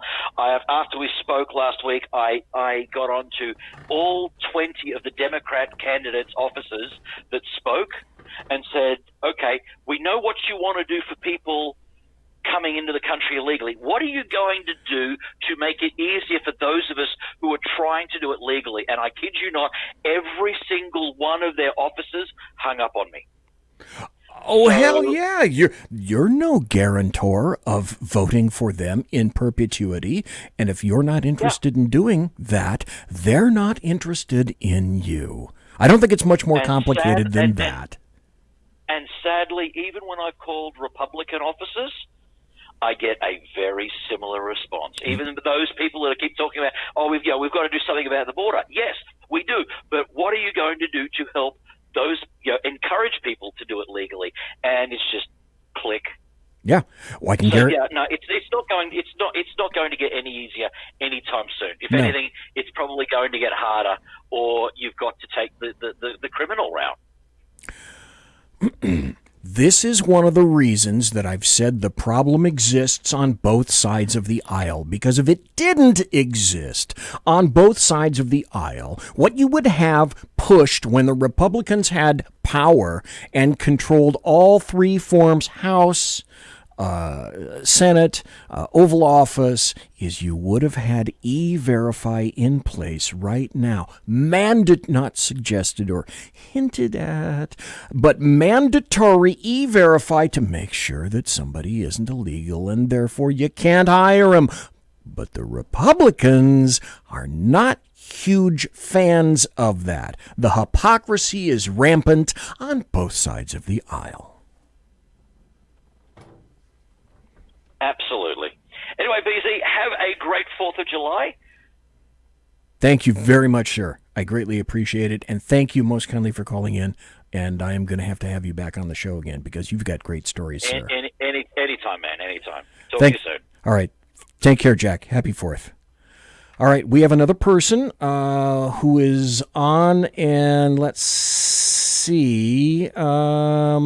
Go ahead, unknown caller. Let's see. Thank you for holding. I greatly appreciate it.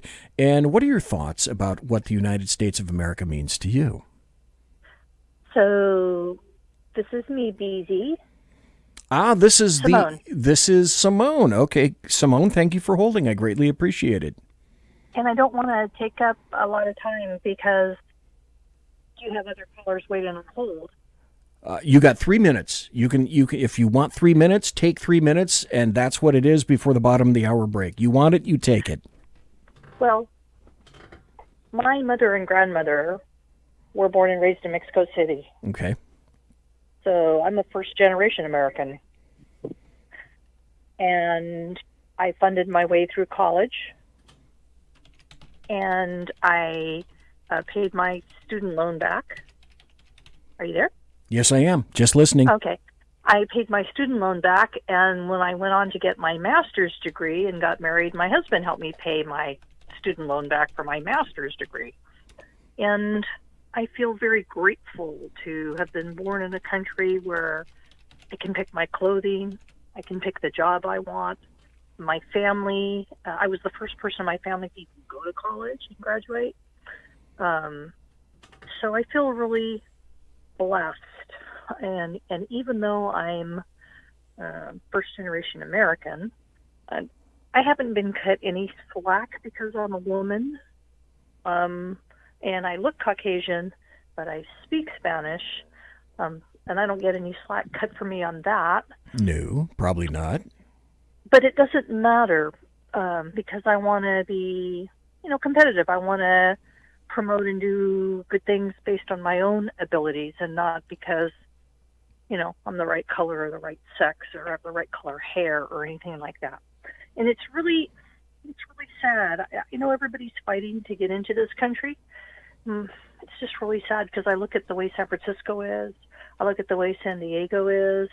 And there's so many homeless people. We don't even take care of our own Americans. Why are we letting everyone else flood in illegally? You make an excellent point. It's a point that is not in favor with leftists. Thank you for calling in. I greatly appreciate it. I hope you have a great 4th of July. And, of course, because you're a consistent listener and caller, you are obviously welcome to call back anytime. I appreciate and thank you for your point of view. Basically, what you're saying is you just want to be like every other American. As much of an opportunity as possible, fully cognizant of the fact that there are no guarantors of any kind of an outcome. Well, I don't think there should be a guarantor. I mean, I agree with what you said about people going to college and then they take underwater basket weaving and then they're like, I can't find a job. Yeah. Well, because, there's not a big industry for underwater basket weaving. Or they take art classes. And unless your dad owns the museum, not a whole lot of people hiring for art history. Yeah, not much demand. So, you got to be smart. But anyway, I don't want to tie up the phone too much. I just wanted to call in and say that I'm proud to be an American. I'm a first-generation American. My grandfather was a first-generation American. He came from Ireland. Nice, very nice. That's kind of cool. And I wanted to say happy 4th of July to everyone. And just remember it's an Independence Day. We fought a country that didn't want us to have guns, and we won. Yes. Yeah.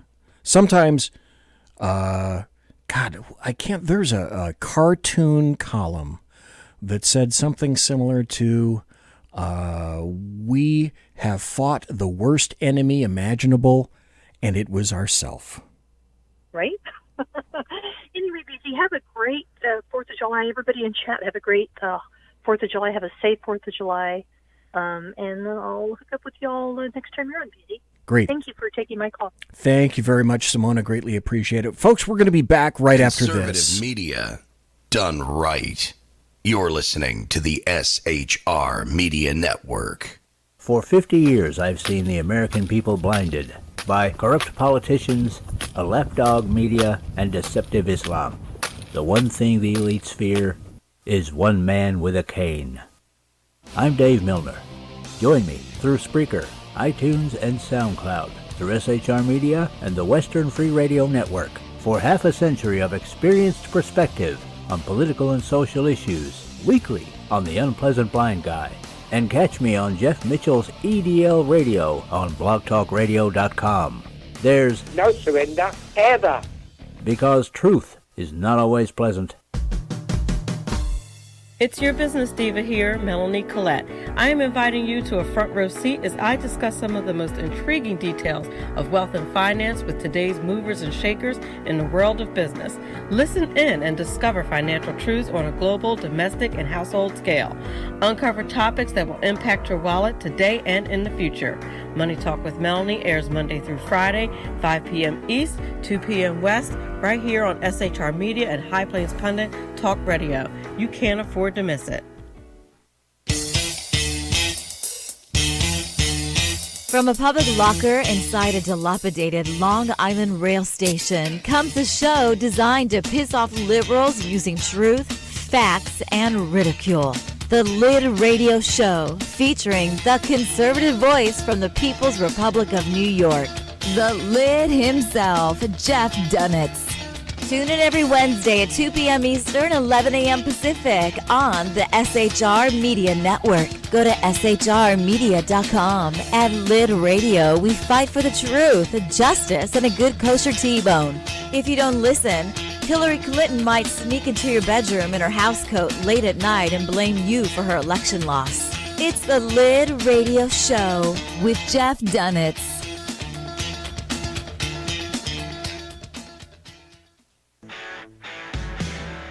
Hey girls, Carry Girl Gear is here.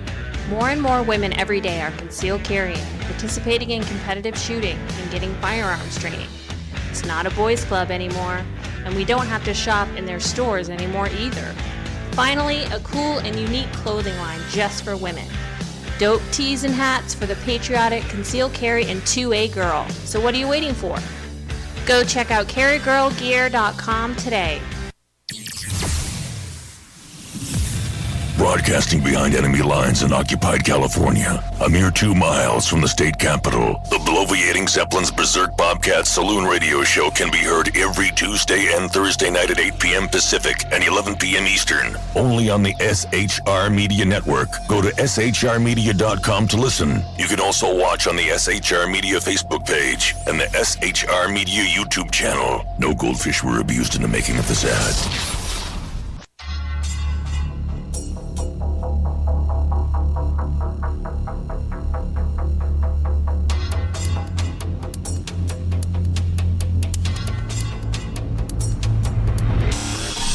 radio show on the SHR Media Network. Sackheads Against Tyranny on shrmedia.com. Go there quick like a bunny, 11 p.m. Eastern, 8 p.m. Pacific every Wednesday. Live and direct on the SHR Media Network. shrmedia.com. Be there.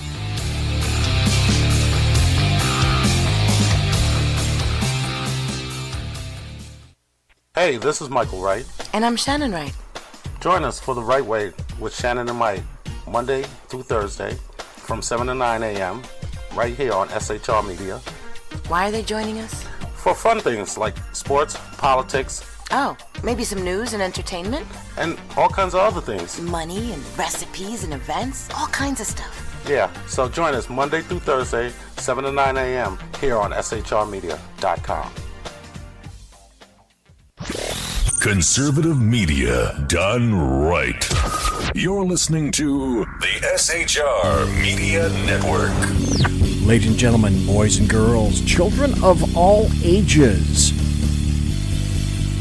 welcome back. It's the final 25 minutes of the Bloviating Zeppelin's Berserk Bobcat Saloon radio show, live and direct right here from the SHR Media Network studio, where I am broadcasting behind enemy lines in occupied California. It's been a great show. I've asked people to call. Tons of people have called, and I still have somebody on the line. I do not know who this person is. All I have to say is thank you ever so kindly for waiting. I greatly appreciate the wait, and you are on, sir or ma'am, whoever you happen to be. Hey, BZ, this is Earl. Ah, how are you doing?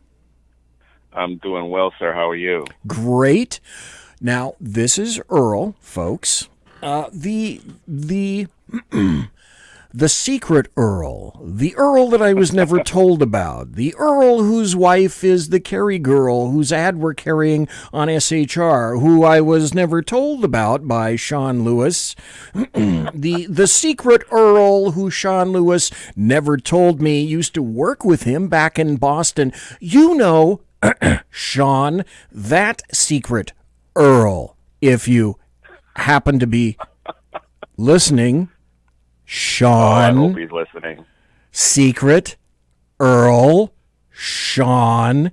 Thanks for cluing me in and telling me. And it had to be Earl, Sean, who told me who he was, because all along I'm sure he was thinking, damn, this guy must be thick. He hasn't mentioned the fact that I know Sean and used to work with him in Boston. But no, do you think Sean let me in on that, Earl? No, that didn't occur. Anyway, this is Earl Jackson, and thank you for calling in from Texas, Earl.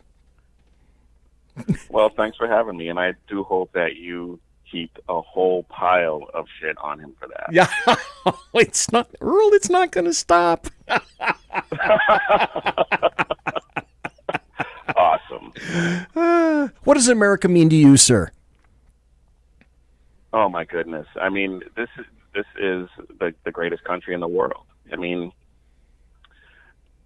where there's no other country in the world where you can start from the absolute bottom, work your way up, and become a millionaire or a billionaire. There's no place else in the world where you and I can talk a ton of crap about every politician that we can't stand and not have stormtroopers coming and busting down our doors. Yes. And hauling us away. Of course, the left is not even slowly anymore. They're rapidly moving towards something like that. I don't know if you saw that story earlier today. Some congresswoman said that they need to start jailing people for making fun of congresswomen. I'm like, what is wrong with you? Have you read the Constitution that you swore to uphold? I mean, come on. It's brain glazing in its stupidity. When you hear things like that, Earl Jackson, does it not make you think, or it makes me wonder, one of the first questions is, and I honestly do wonder, and I'm sure you've thought about it too, if we were to take a poll somehow to reach into the brain housing groups of all these people in Congress and in the Senate, I wonder how many people could say truly that they have read the entire Constitution, that they have read the entire Declaration of Independence, that they have read the entire Bill of Rights, and just to mess with their heads just a little bit, have they even thought about opening up the Federalist Papers, much less the Anti-Federalist Papers? Have any of them thought of that? Because the way they speak informs me, and I'm sure you, of their extreme lack of education. The younger they are, the worse they are. Oh, and honestly, I'm not even sure that age has a whole lot to do with it. It does in some respects, absolutely. Just look at Alexandria Ocasio-Cortez. I mean, she's dumb as a stump. But I do not believe that, I would say probably 90% of them have not read the Constitution, the Federalist Papers. I'm going to go on a limb and say 98% haven't read all of the Federalist Papers. And I'm going to admit that I haven't read them all. I'm working my way through them, but they're a tough read, man. But you would think that the people who we elected to these offices would rise to a higher standard than that. It's brain glazing in its, frequently they are brain glazing in their stupidity. Now, frequently, yeah. One of the other reasons, other than the fact that I had no idea who you were because Sean refused to tell me who you were when I said that I'm having Earl on the show. But anyway, one of the reasons that I wanted to have you on the show is in terms of service. I can't think of a guy who has served basically more than you have. And if you could go into your forms of service to America that you chose. Well, I served in the United States Air Force during Desert Storm and Desert Shield and Desert Storm. I only served 4 years. I didn't see any combat, so I didn't have to make that sacrifice. But it was something that I was happy to do because, to be honest, when I first went in, it was a way to get out of my parents' house and make my way into the world. And I got to boot camp, and honestly, the best time I had in the military was in boot camp. Call me crazy. But got to boot camp, got to my duty station, and even though I didn't like the job that I was doing, how it fit into the larger mission of what we had to do, when I finally realized that, it was pretty amazing. Well, and then after I got out and ended up being able to serve in the community as a police officer, it was another one of those things where you felt good every night because you were making a difference, whether it was reuniting a lost kid with his mother, or breaking up a domestic violence situation, or locking up drug dealers. I mean, it was, while I was able to do that, it was one of the most rewarding jobs the most rewarding job I've ever had. And I think the next question and observation goes hand in hand. Those people who have a history of service will continue to have a history of service and place it far beyond. They're frequently selfless. And I'd like to take a minute to make this clarification, if I may.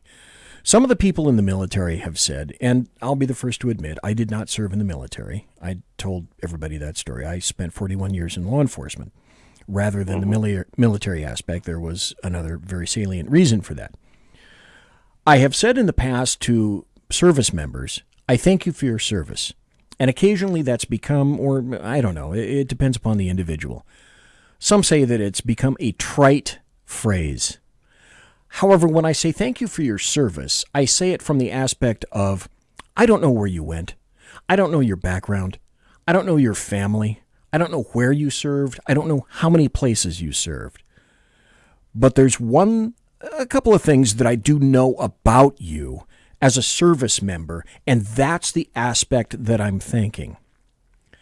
It's the courageousness and the sacrifice, and mostly the dogged sacrifice, because sacrifices have to be made in order to be in the military. Families, having a family is very difficult in the military. You're not going to make anything remotely resembling an assload of money. You will get benefits. Sometimes you will have to work like a son of a bitch to get those benefits. There's no saying that Congress, in its infinite wisdom, won't try to take those benefits away from you, though depending upon your service, you may have given, I don't know, pieces of you for your service. But that is the aspect, the selfless dedication and the courage and the sacrifice. That's what I'm honoring when I tell a service member or yourself that I admire what you do. To me, that's the aspect of your individuality that I am praising now until the day that I cack. That's what I mean when I say, thank you, Earl Jackson, for your service. And I'd be willing to do it all over again. And I think when you hear some people say it, it does kind of sound trite. Like sometimes you hear people say it and you get the sense that they don't really mean it. They just feel like it's something they have to say. You can tell. And you can tell. But I accept that gratitude anyway. And when I see service members that are still active duty and people that I know that have served and people that I know that have served in combat situations, I thank them for their service because I know the sacrifice that they made. And in some cases it was a brutal sacrifice. And so I can see how it might be perceived as becoming trite because so many people just feel like it's the thing to say. Yes. But I take it to heart, and I know that I work with a couple of veterans, and I know that they take it to heart and appreciate it, as do I. Well, as I indicate that, I appreciate your sacrifice. I appreciate your service, yours, everyone else's, because it when I see somebody in the service, already I know a certain amount about that individual, male, female, paint job. I couldn't care less. I already innately know something about the nature of what makes you you in your sacrifice for the United States. And thanks for being on here tonight to tell me what the United States means to you. I greatly appreciate it. And thanks for that, sir. Thank you for your service, and thank you for being here. There's Absolutely. I'm glad to do it. A 2-hour difference, so it's almost midnight where you are right now. So thank you for that, too. I just looked at the clock, and it actually is. Yes, it is. All right. Thank you, Earl. And I got to have you back. Absolutely. Anytime. Thank you, sir. Happy 4th. Happy 4th of July. And here's one thing I do know about you. You are going to be grilling some steaks. I know that. How did you know? Because I've seen the pictures. All righty. Thank you, sir. Have a great 4th of July. It's going to be good. All right. Take care, sir. God bless. You too. God bless you. Have a good day. Earl Jackson, thanks for that. Greatly appreciate it. I think this has been a wonderful show. I haven't played anything yet. Again, one of these things where I have like 50 cuts lined up. And, you know what? I do have time for this, though. If I don't play anything, I'm going to play this. At this point of the show, I'm a little hesitant to play this, but it's not all that long, and it's illustrative in a bit of what I just talked about with Earl. On the other hand, it's funny. Simultaneously, it's a little sad as well. What's up, guys? This is Will Witt from PragerU. Today we're on Santa Monica Beach and we're going to be asking people some questions for the 4th of July. Why do we celebrate the 4th of July? I don't really know. Why do we celebrate the 4th of July? Celebrate the independence of our nation. Our independence. It's our Independence Day. Independence Day. For the independence of America. Why is the year 1776 significant? The U.S. 1776? I have no idea. Great. What's the significance of 1776? Great. Is that when Columbus sailed the ocean blue? What is the significance of 1776? I don't know. What's the significance of 1776? I don't even know what that is. It's a year. Yeah, I figure. Why do we celebrate the 4th of July? I forgot. What is the year 1776 about? I forgot. About the signing of the Declaration of Independence. What's the significance of 1776? Yeah, that one I don't know. I'm not a history person. I can tell. What's the significance of 1776? Christopher Columbus. Why is the year 1776 significant? It's the Civil War. Close. For the end of it, or the end of slavery. 1776, Columbus sailed the ocean blue. That's why they say it, because it rhymes. Oh. Yeah. How sad is that? There's some truth, however, in what was said earlier by Jeff Dunitz about July 2nd. Crash Course U.S. History, and today we're going to talk about July 4th, which in the United States is known as Independence Day. This is the day that Americans celebrate our independence from Great Britain by doing what we do best: blowing stuff up, offering significant discounts on mattresses, driving long distances for uncomfortable family interactions, and eating a lot of grilled meat. That's me. That's me. Eating the grilled meat, baby. Guaranteed. 2-inch thick steaks. Guaranteed. Right here. Right, so the story goes that the founders of this nation signed the Declaration of Independence on July 4th, 1776, parting ways with King George to found the freest, finest nation on the face of the earth. Yeah, except the Continental Congress actually approved a resolution of independence on July 2nd. The Lee Resolution was proposed by Richard Henry Lee of Virginia in June of 1776 and was a simple legal declaration of separation from England. John Adams got so excited about it that he wrote to his wife Abigail, "The 2nd day of July 1776 will be the most memorable epoch in the history of America. I am apt to believe that it will be celebrated by succeeding generations as the great anniversary festival. It ought to be solemnized with pomp and parade, with shows, games, sports, guns, bells, bonfires, and illuminations from one end of this continent to the other. Right. From this time forward, forevermore." So July what happened 2nd. on the 4th? Well, not that much, actually. The Declaration of Independence was the formal announcement of independence, and its text was approved on July 4th, 1776. The fancy parchment version with all the pretty calligraphy wouldn't get drawn up until July 19th, and most members of the Congress signed the Declaration on August 2nd. Adams may have been wrong about the date, but he was definitely right about the celebration. Americans started celebrating the 4th of July as early as 1777, and as Adams predicted, the holiday was observed with feasts, 13-gun salutes, and fireworks. Why don't we call them illuminations anymore, Stan? 13-gun salutes. Come on, folks. Why 13? You know. You know, people can say, like, oh, we put a man on the moon and we can refrigerate our meat now, but I miss the old days. Anyway, in 1778, George Washington celebrated the 4th by giving his soldiers a double ration of rum, and also there was much more shooting than usual. But while the people celebrated the anniversary from the beginning, the federal government took its sweet time in formalizing the holiday. Independence Day became an unpaid holiday for federal employees in 1870 and became a paid day off in 1938. 4th of July observances have evolved over the years, but they generally involve patriotic displays, including decorations, fire, and explosives. Essentially, we celebrate our independence by having a one-day fake war each summer. Huzzah! Freedom tinnitus. Early observances were marked by huge bonfires, but the litigious nature of modern American society has... Wait, is that what I have as range master for the sheriff's department? First, I listened to tons of music in headphones, so I'm wearing headphones today.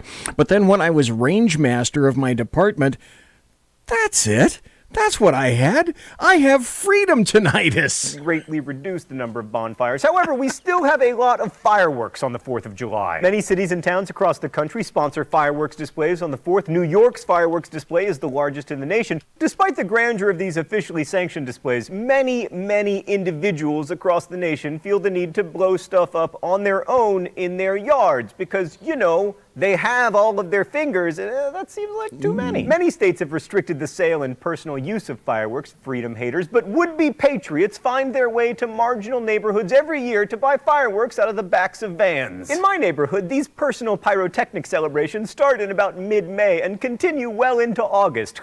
Okay, stop just for a second. Does anybody besides myself know of people, and I'm talking about this is the late 50s, early 60s, who, when something known as the M80 was around, anybody know friends, relatives, etc., who may have lost an appendage due to an M80? Hands?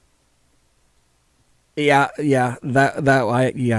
know somebody. Causing my dog to have a very stressful summer. John Adams' prediction about gunfire holds true as well. On most military bases, 50 gunshots, one for each state, are fired at noon on July 4th as a salute to the Union. And in Stan's neighborhood, where you go to buy the fireworks out of the backs of vans, celebratory gunfire is common throughout the year. Here is an actual bullet hole in Stan's actual window. Stan, can we get the Libertage again?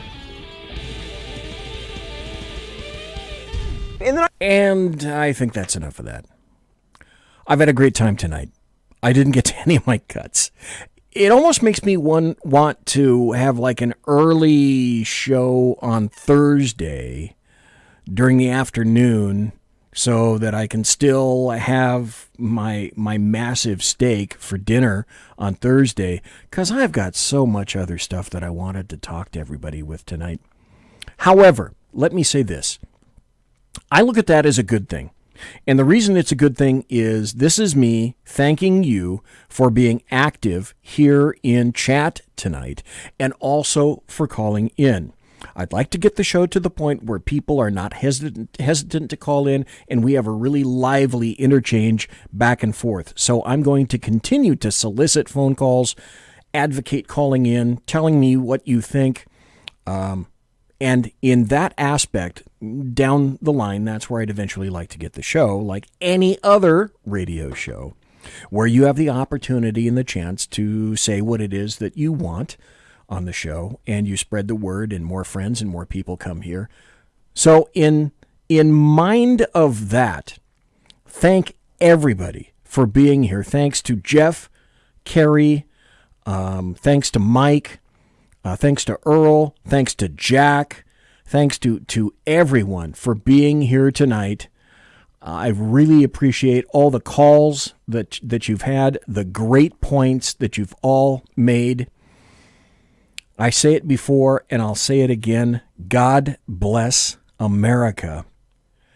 This is the last and best hope for not just this nation. The American soldier in the United States of America are the last best hope, in my opinion, for the entire planet.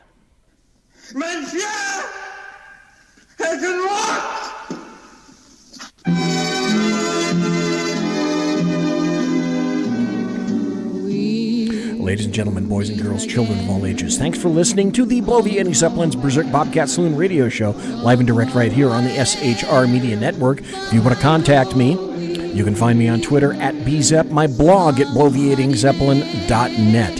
Thanks to Big Sarge Media for simulcasting my show on the Big Sarge Media Facebook page.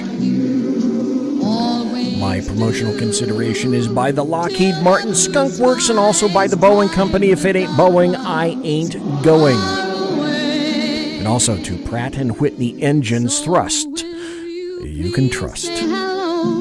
Tiaras are by My Little Pony.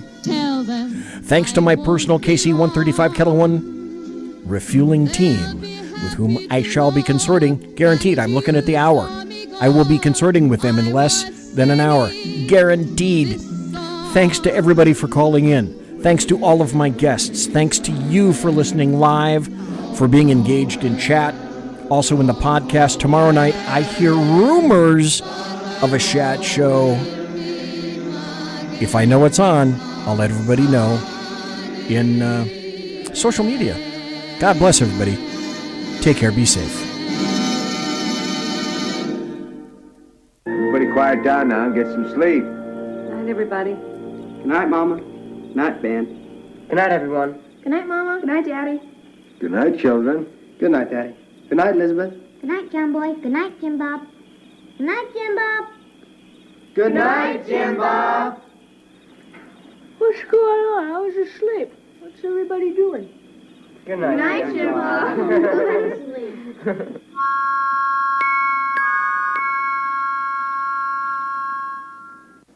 Good night, and good luck.